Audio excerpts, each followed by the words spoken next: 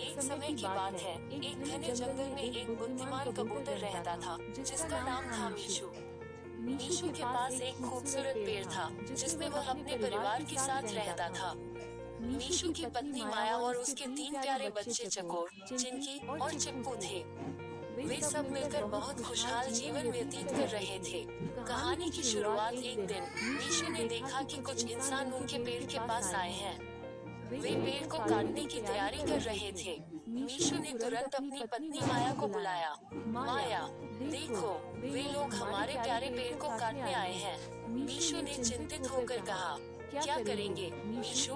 हमें कुछ करना होगा। माया ने घबराकर कहा, हाँ, हमें अपनी योजना बनानी होगी। मैं अपनी दोस्त मधु को बुलाने जा रहा हूँ। वो मधुमक्खी है और उसकी मदद से हम इन इंसानों को भगा सकते हैं, मीशु ने कहा।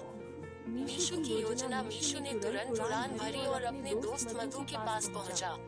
मधु, मुझे तुम्हारी मदद की जरूरत है। कुछ लोग हमारे पेड़ को काटने आए हैं।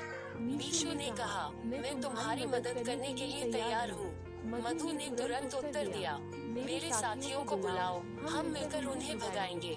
जंगल का सहयोग। मधु ने अपने अन्य मधुमक्खियों को इकट्ठा किया। वे सभी मीशु के साथ लौट आए। चलो दोस्तों, हमें इन लोगों को ये बताना है कि इस पेड़ की रक्षा करना कितना जरूरी है। मधु ने कहा। जब वे पेड़ के पास पहुँचे, तो मीशु ने इंसानों को देखा और सभी मधुमक्खियों ने एक साथ उन पर हमला शुरू कर दिया। इंसान घबरा गए और एक दूसरे से बोले, यह क्या हो रहा है? ये मधुमक्खियाँ हमें काटेंगी। हाँ, हमें यहाँ से भागना चाहिए। सफलता की खुशी। कुछ ही पलों में इंसान डरकर वहाँ से भाग गए। मीशु और मधु ने खुशी से एक दूसरे को देखा। हमने ये कर दिखाया, मीशु ने चाहते हुए कहा। तुम्हारी योजना बहुत शानदार थी मीशु। हमने मिलकर अपने पेड़ की रक्षा की, मधु ने कहा।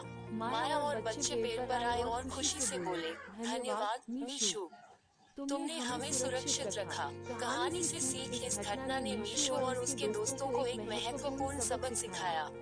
मीशु ने कहा, जब हम एकजुट होते हैं, तो हम किसी भी चुनौती का सामना कर सकते हैं।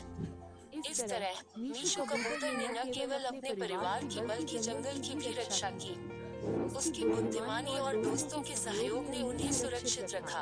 अब मीशु को अपने दोस्तों और परिवार पर गर्व था और वे सभी मिलकर खुशहाल जीवन बिताते रहे।